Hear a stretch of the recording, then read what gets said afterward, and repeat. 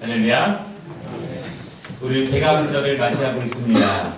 우리는 함께 예수 그리스도에 집중하는 시간을 갖고 있고요. 오늘 세 번째 시간으로서 어떻게 그들은 아기 예수를 만나게 되었는가, 오늘 말씀을 통해서 하나님께서 우리 각각 개인에게, 각 가정에게 주시는 말씀으로 받으시기를 바랍니다. 하나님이 나를 변화시키시고 나를 고치시고 나를 힘있게 하시고 나를 새롭게 하시는 하나님의 말씀으로 받는 은혜가 우리 모두에게 넘치는 예배가 되기를 주님의 이름으로 축원합니다. 지금도 사라지지 않는 계급 제도가 있는데요. 인도의 카스트 제도는 사람을 신분에 따라서 출신에 따라서 구분합니다. 그리고 사람들을 철저하게 사회에서 배격하고 그 경계선을 강하게 지키고 있습니다. 넘어오지 못하게 막습니다. 현대 서양의 강대국들에게는 원죄가 있습니다. 그것은 노예제도입니다. 아프리카와 남미의 수많은 아시아의 나라들, 그 대륙들을요, 무차별적으로 자원들을 착취하고 사람들을 노예로 사용하면서 자신들의 부를 지금까지도 불려왔습니다. 인간들의 등급을 나누고 인종을 구별하고 또한 자신들의 부를 위해서 착취하는 악한 죄의 모습입니다. 그런데 그러한 차별이 사실 지금도 존재합니다. 신분 간의 등급이 있고 또한 경제적인 차이로 사람들을 구분하기도 합니다. 금수저, 은수저, 흙수저 이런 것이 아니더라도 사회 안에는 그런 구별과 차별이 있습니다. 어떤 사람들은 어떤 사람들을 구별합니다. 어떤 사람들은 어떤 부류의 사람들을 차별을 합니다. 자신의 구역 안에 들어오는 것을 허락하지 않습니다. 내가 정한 그 경계선 안으로 다른 무리들이 들어오는 것을 원하지 않습니다. 이러한 모습들이 사실은 모든 사회와 모든 민족들 간에 존재하는 모습입니다. 이것은 인간들의 본질인 것 같습니다. 지금뿐만 아니라 예수님 당시에도 그런 차별이 존재했습니다. 2000년 전의 일이었지만 이스라엘은 작은 민족이지만 로마의 지배 아래 있는 그러한 민족이었지만 그 안에도 차별이 있고 멸시가 있었습니다. 그 중에 대표적으로 차별받는 사람들이 있었는데요. 그들은 순수한 유대인이 아닌 사람들, 그리고 또한 목자들, 그리고 고리 대금업을 하는 사람들, 그런 사람들이었습니다. 이스라엘 사람들은 하나님의 구원은 자기들에게만 있다고 믿었습니다. 그래서 이스라엘 사람들은요, 과거 동족이었던 사마리아 사람들도 배척하고 그 땅에 가는 것도 원하지 않았습니다. 고리 대금업을 하는 사람들은요, 가난한 사람들에게 높은 이자를 쳐서 부당하게 이익을 취하는 사람들이었습니다. 부를 이룬 사람들이지만, 부를 가진 사람들이었지만 그것이 사람들의 존경을 받는 것은 아니라 도리어 멸시의 대상이었습니다. 또 다른 멸시의 대상이 있는데요, 바로 목자들입니다. 이스라엘은 광야에서 양을 치는 사람들이 많이 있었습니다. 중요한 경제 수단입니다. 그런데 중요한 경제 수단을 이루다 보니까 서로 양을 훔치는 사람들이 많은 것 같습니다. 그래서 목자들은 믿지 못하는 사람들, 그렇게 인식되었습니다. 그런데 정말 궁금한 것이 있습니다. 왜 예수님은 이방인인 동방박자들에 의해서 찾아뵙게 되고 경배하게 되었는가? 왜 목자들은 예수님을 경배하러 찾아갔을까? 다시 강조하지만 성경에 능통한 유대 지도자들, 그들은 구약에 예언된 메시아를 알아보지 못했습니다. 그러나 도리어 하나님께서는 이방인인 동방 박사들에게 빛을 비추셔서 그들은 멀리서부터 그 먼 곳까지 아기 예수를 찾아 나서게 했습니다. 왜 하나님은 목자들에게 메시아의 탄생을 알리셔서 멸시당하는 그들이 예수님을 만나러 갈 수 있는 은혜를 주셨을까요?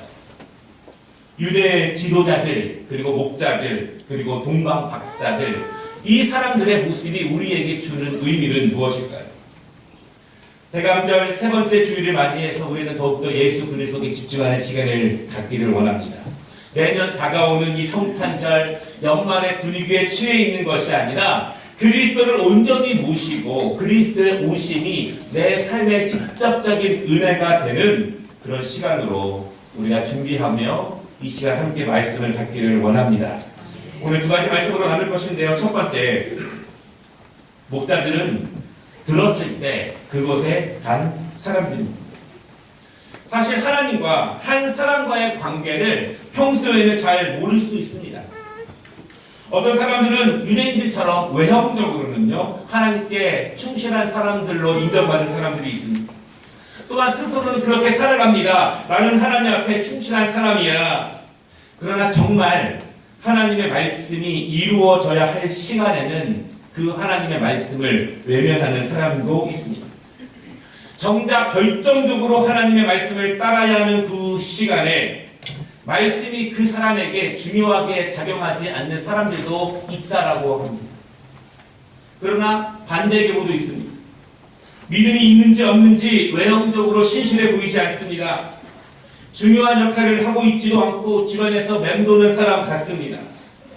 평소에 그들이 하나님의 말씀을 얼마나 중요시 여기는지 전혀 알기 어렵습니다. 그런데 결정적인 순간에 정말 하나님의 말씀이 이루어져야 하는 시간에 정말 하나님께서 누군가에게 하나님의 일을 맡기시는 그 시간에 정말 하나님의 역사가 이루어져야 하는 그 시간에 하나님의 말씀을 받는 사람들도 있습니다. 평소에는 잘 알려지지 않았지만 정말 하나님의 일이 필요한 하나님의 시간에 자신의 모든 것을 바쳐서 하나님의 말씀을 순종으로 받는 사람들이 있다라는 것입니다.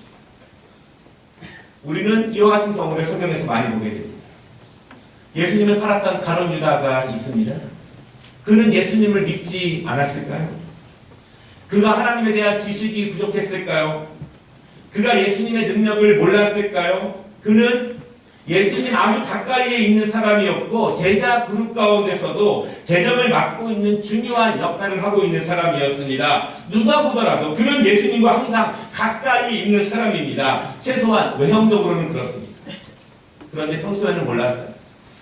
평소에는 그저 예수님 곁에 있는 신실한 사람들로만 알았고 그렇게 인정받았습니다. 그런데 결정적인 시간이 다가옵니다. 예수님을 배척하고 죽이기로 작정한 사람들이 그에게 말합니다. 예수는 어차피 죽을 거라. 예수가 할 수 있는 일은 아무것도 없다고. 네가 이 일을 하지 않아도 다른 사람이 할 거라고. 이왕 이렇게 된 거 예수를 팔면서 이익을 챙기라고 말합니다. 가룟 유다에게 결정적인 시간이 찾아왔습니다. 정말 하나님 말씀에 순종해야 하는 시간. 정말 하나님 말씀을 온 마음으로 받아내야 하는 그 시간. 내가 조금 편리하고 내가 조금 나아지고 이런 문제가 아니라 좁은 문을 내 스스로 내 발로 걸어 들어가야 하는 그 시간.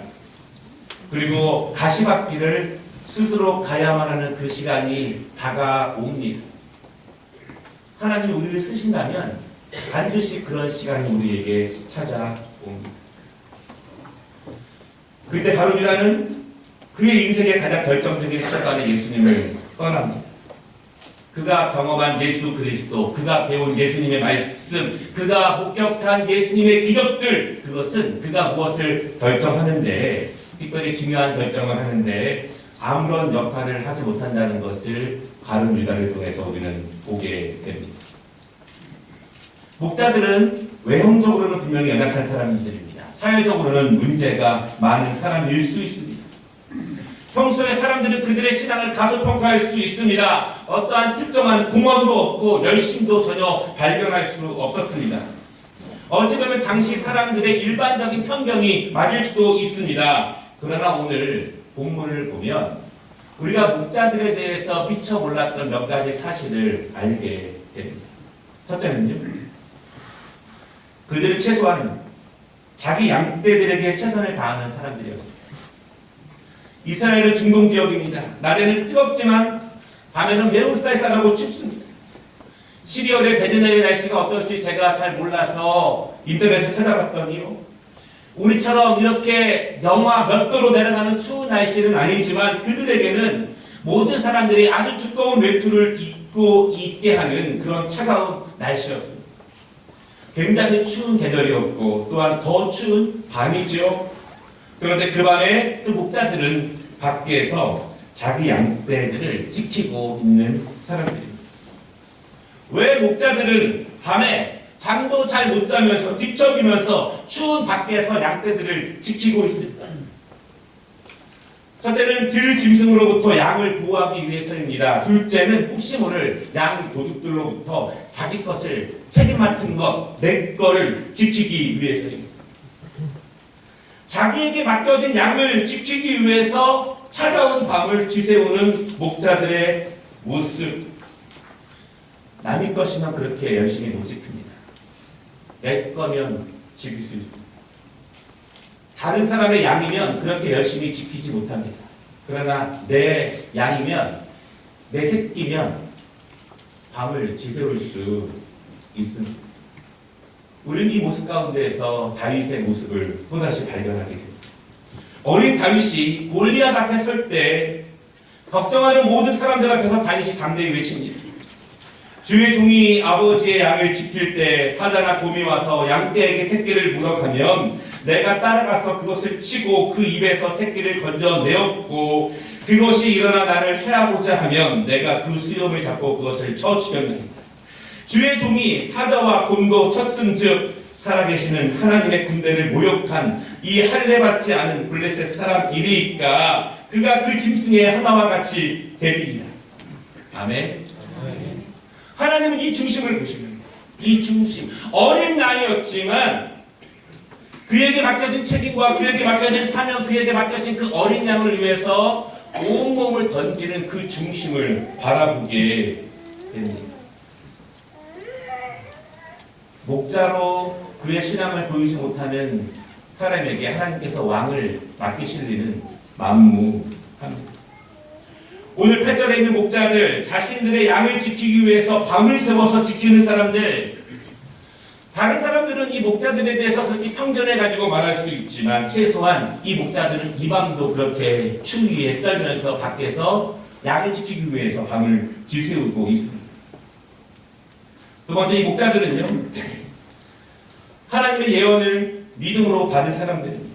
9절에 보면은 주의 사자가, 주의 영광이 그 양들과 함께 있는 목자들에게 비춥니다. 그런데 그때 목자들이 크게 두려워합니다. 여러분, 하나님의 일을 경험하면, 하나님의 음성을 들으면 누구나 크게 두렵습니다. 그것이 꿈에서 경험하는 것이든지, 그것이 말씀 가운데 내 가슴에 꽂히는 경험이든지, 환상 가운데 하나님의 음성이 들리는 경험이든지, 오늘의 말씀처럼 천사가 나타나는 경험이든지, 하나님의 나타나심을 경험하면 크게 두렵습니다. 왜 두려울까요? 왜 하나님의 나타나심이 경험하면 두려울까요?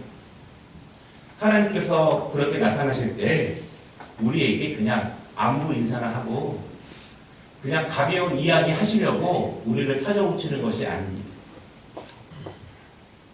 그냥 몇 마디 덕담하고 몇 마디 칭찬하시려고 하나님께서 우리에게 하나님의 능력을, 하나님의 말씀을, 환상을 우리에게 보여주시는 것이 아니라는 거예요.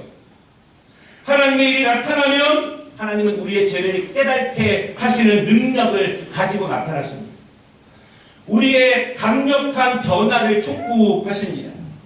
그리고 세상 사람들이 모르고 있는, 누구도 어두워서 모르고 있는 그 하나님의 일을 맡기시려고, 준비하라고, 이루라고 하나님이 그렇게 말씀 가운데, 환상 가운데, 꿈 가운데 나타나시는 것입니다.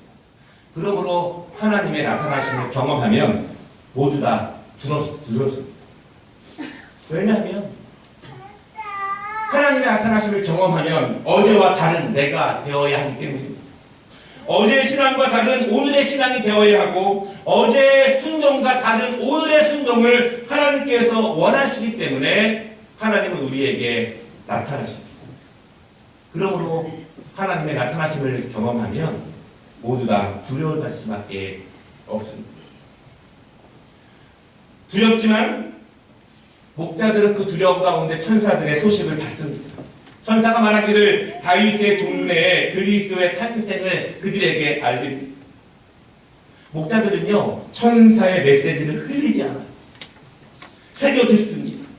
마음 깊이 받습니다.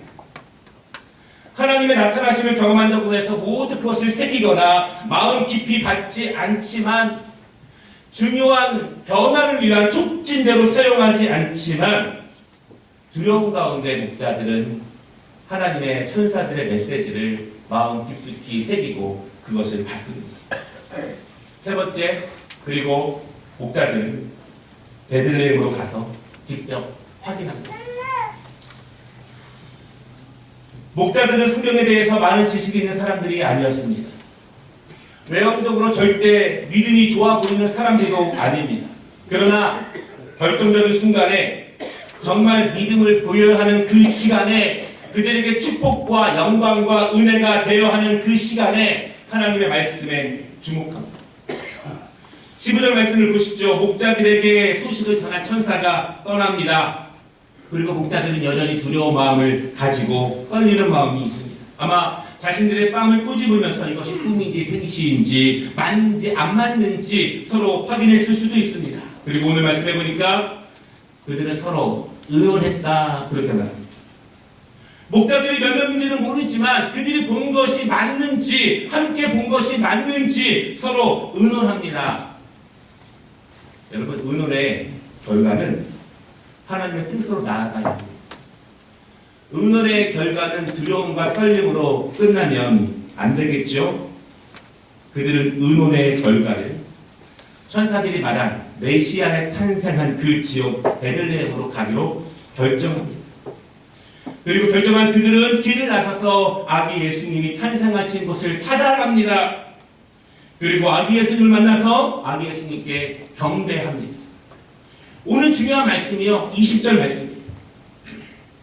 이 말씀이 왜 중요합니까? 목자들은 하나님의 아들에 대한 소식을 들었습니다. 그 소식을 소홀히 여기지 않았습니다. 소홀히 여기지 않았기 때문에 그 말씀을 붙잡았습니다. 두렵고 떨렸지만 붙잡았고 붙잡은 말씀을 행동으로 옮깁니다. 행동으로 옮겼기 때문에 베들레헴으로 간 거예요. 말씀으로 붙잡고 행동으로 옮겼고 베들레헴에 갔더니 그 일이 그대로 이루어졌습니다. 갔더니 정말 천사가 말한 것처럼 두렵고 떨림으로 받은 말씀이지만 두렵고 떨림으로 갔더니 거기서 하나님의 아들 메시아가 탄생한 것을 목격하게 됩니다. 여러분, 우리는 순종할 때 100% 확신으로 순종하는 사람은 아무도 없습니다. 모두가 두렵고 떨림으로 하나님 말씀을 받습니다. 모두가 두렵고 떨림 가운데 믿음의 길을 떠납니다. 그러나 오늘 이 목자들 두렵고 떨렸지만 분명하지 않았지만 하나님 말씀을 붙잡고 그대로 가 보았더니 거기서 메시아를 경배할 수 있는 영광이 그 축복이 그들에게 주어집니다. 말씀을 받았고 말씀을 붙잡았고 그대로 가 보았더니 그 말씀이 그대로 이루어진다는 사실을 경험하는 은혜를 누렸다는 것입니다. 여러분, 이것이 우리 기독교의 가장 놀라운 생명이요 가장 큰 축복임을 믿으시기를 바랍니다. 하나님 말씀을 우리가 소홀히 여기면 안 돼요. 하나님 말씀이 그대로 따랐더니 두렵고 떨리고 상황이 안 되지만 힘들지만 어렵지만 그대로 따랐더니 그 말씀이 그대로 이루어지더나 이것을 경험해야 우리는 더 큰 순종으로 나아갈 수 있고 더 큰 믿음으로 나아갈 수 있음을 믿으시기를 바랍니다. 그래야 우리의 현재 상황을 이길 수 있다는 사실을 여러분 믿으시기를 바랍니다. 오늘 20절에 그렇게 경험한 목자들은 찬양합니다. 본 것이 들은 것이 그대로 이루어짐을 경험했기 때문에 하나님께 영광을 돌리고 찬송하게 됩니다. 여러분, 어떤 찬양이 정말 은혜로운 찬양일까요?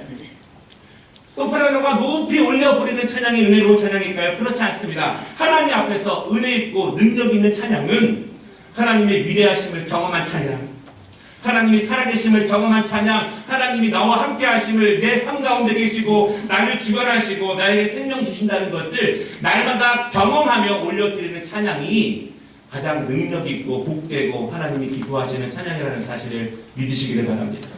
그 찬양의 능력이 정말 우리 교회, 우리 모든 가정 가운데 넘치시기를 주님의 이름으로 축복합니다. 성경을 잘 아는 유대인들은 예수님을 알아보지도 못했고 인정하지도 못했지만 도리어 사회에서 차별되고 연약하고 믿음이 거의 없는 사람들로 인정받던 목자들은 천사들의 말을 들었을 때 행동으로 순종하고 삶으로 경험하게 됩니다.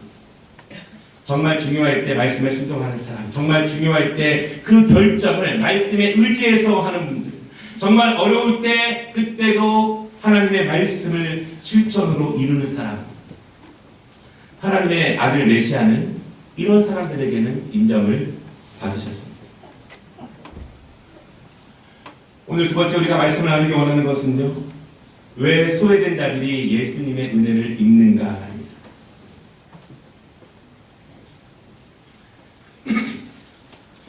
기독교 역사를 보면 물론 부자들이나 높은 지위에 있는 사람들도 신실한 예수님의 제자가 되었습니다.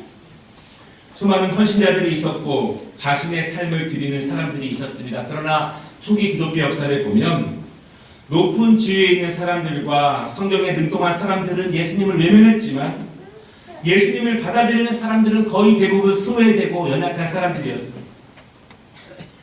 예수님 앞에 나올 때 무엇인가 부족하고 무엇인가 필요로 하는 사람들이 예수님 앞에 나오게 됩니다. 몸의 질병을 가지고 나온 사람들이 있었습니다.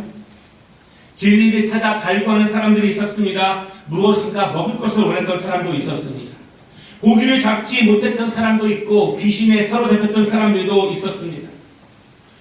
무엇인가 충분히 가진 사람들보다, 그래도 여유 있는 사람들보다, 그것이 지식이든 사회적인 입지든지 무엇이든지 갈급한 사람들이 더 예수님 앞에 나오며 은혜를 입게 됩니다. 그리고 그들이 예수님을 따릅니다.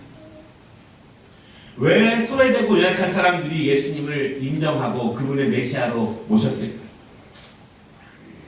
남편이 6이나 있었지만 수가성 여인은 인생에 소망이 없었습니다. 38년 된 베데스다 연못가에 누워있는 그 병자는 어떤 마음으로 그 자리에 누워있었을까? 자신의 죄 때문에 돌에 맞아 죽을 처지에 있었던 한 여인은 그 시간 무엇을 바랬을까요? 진리에 대한 고민 때문에 밤새 괴로워하다가 늦은 밤에 예수님을 찾아갔던 그 사람은 무엇을 그리 갈급해 했을까요? 밤새 생계를 위해서 고기 잡기 위해서 그물을 던졌지만 아무것도 잡지 못하고 그냥 집으로 돌아가야만 했던 그 어부들의 마음에는 어떠한 것이 있었을까요? 공허함, 허전함, 연약함, 결핍함, 나약함, 우둔함, 그것을 사모함으로, 간절함으로, 절실함으로 드러내는 그들의 모습. 사실은 이런 마음이 예수님을 만난 사람들, 예수님을 모신 사람들의 공통점입니다. 종교 지도자들에게, 말씀을 잘 안다고 했던 사람들에게 이런 공허함과 허전함과 연약함과 결핍함과 나약함과 사모함과 간절함이 얼마나 있었을까? 말씀을 마치겠습니다. 우리는 대강절 세 번째 주일을 맞이하면서 예수 그리스도께 더욱더 집중하는 시간을 갖기를 원합니다. 당연히 예수님을 알아봤어야 하고, 당연히 예수님을 맞이했어야 하고, 당연히 예수님을 환영해야 하는 사람들은 예수님을 알아보지 못했습니다. 하지만 소외되고 철저히 무시되던 사람들은 예수님을 찾아 나섭니다.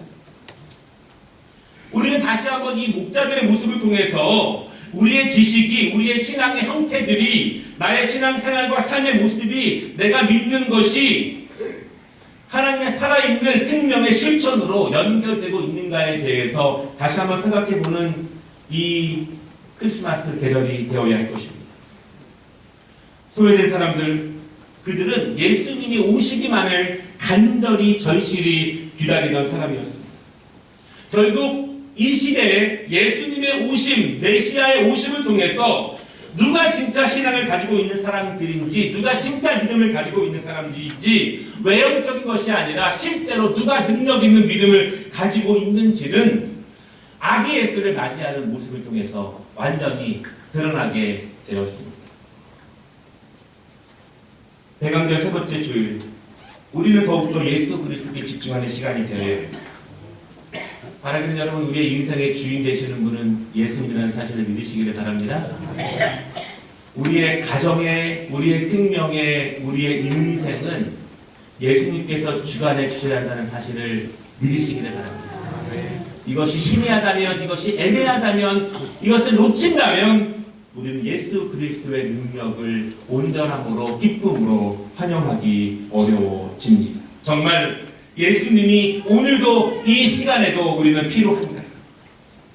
정말 예수님이 나에게, 우리 가정에게 유일한 소망 되시는가? 나의 모든 건 내려놓아서라도 예수 그리스도를 나의 유일한 소망으로 받을 수 있는가? 이 은혜가 충만한 대강절 성탄의 시간 되시기를 주님의 이름으로 축복합니다. 아멘.